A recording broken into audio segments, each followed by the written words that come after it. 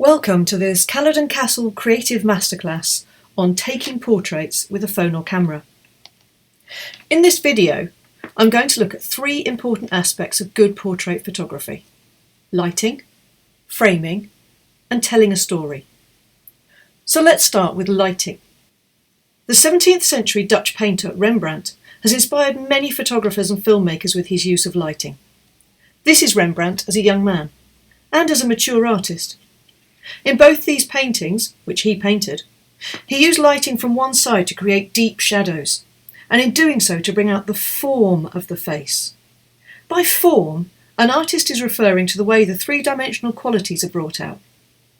So Rembrandt showed us all that lighting from one side is more interesting than lighting from the front. See how this has been used in these photographs by Edward Shaw, Jane Bown, and Sam Taylor Johnson. This last one gives you the best idea of the light source.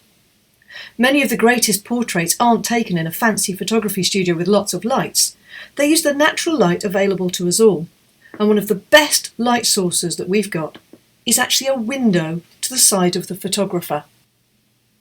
You might be able to use the background by one of your windows, as in this Taylor Johnson image, but if not, you could try to set up a blank background. Use a sheet or something like that, like here.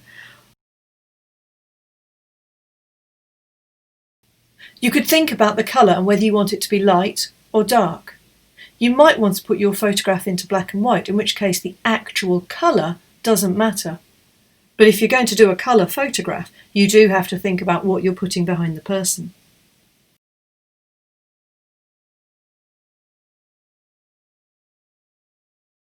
Or maybe some paper.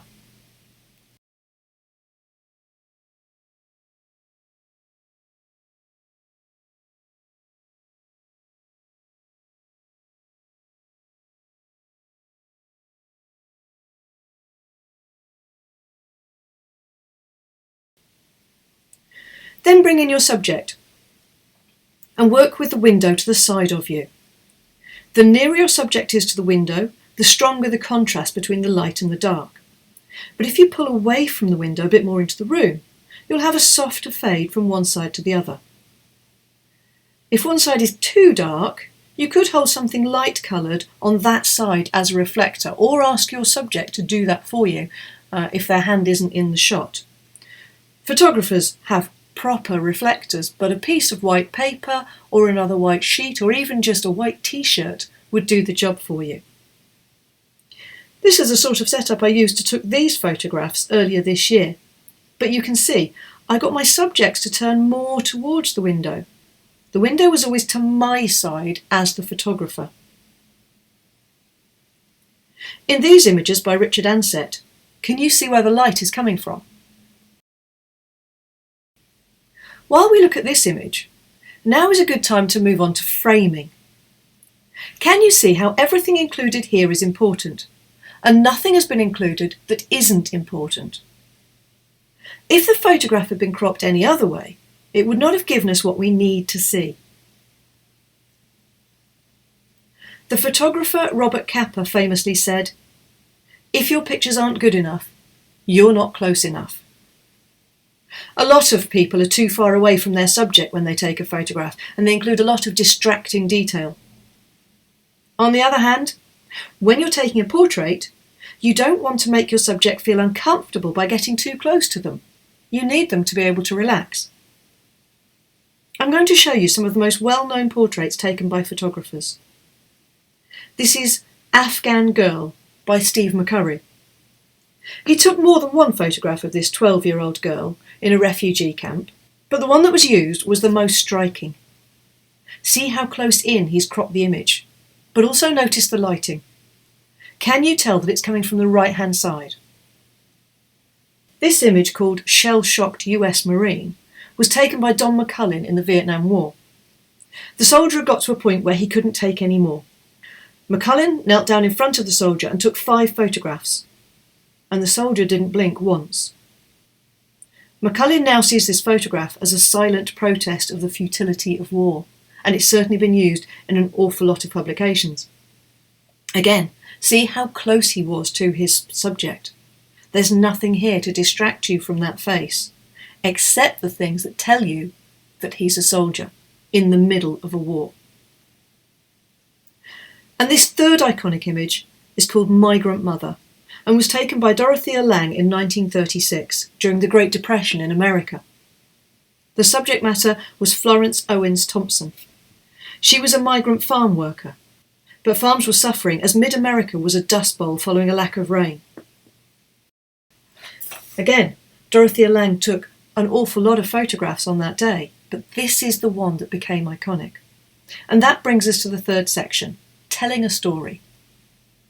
Dorothea Lange wanted to tell a story to the American people, explaining what was happening on American farms in a way that enabled the rest of the country to understand and to empathise. Getting so close to her subject is what helped her to tell this story. The woman here is literally bearing the weight of 3 of her children.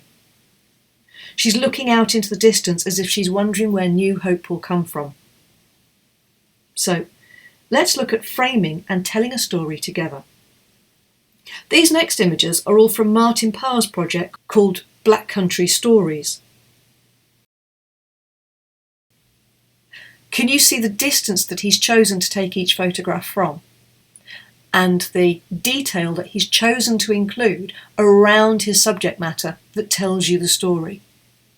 What's going on in each photograph? I'm sure you can work it out. Particularly this one, I love this one. Why is this woman sitting here? What's she doing? Well, she's clearly resting in the middle of her shift. If we go back to Richard Ansett, consider what story is being told in each of these images. Like Martin Parr, Ansett framed his images from further away, so that the background, objects and actions help to tell the story. Where are they looking? What can we see happening in the frame? Is all the action always happening in the picture, or is some of it implied beyond the frame? But if we look again at this photo by Taylor Johnson, and this second one from her series of men crying, we can see that getting in close can tell another story, the story of emotion. And Jane Bown gets in closer still, but the emotion and a feeling of connection is still evident. In this image by Chris Killip, the whole body conveys the emotion as much as the face. Unfortunately, you won't be in a position to take photos like this one of JME, but it does the same thing. It's been framed to tell the story without having any distracting information. Remember though, it's not only you as the photographer who has a story to tell. When I took these, I wanted the ice hockey players to look heroic, but when I gave my subject a camera, he decided on his own pose and his own story. He was the one in control. A good photographer works with their model and the portrait is made between them. So remember, think about your lighting, your framing, and the story you and your subject want to tell. And I hope you enjoy creating great portraits.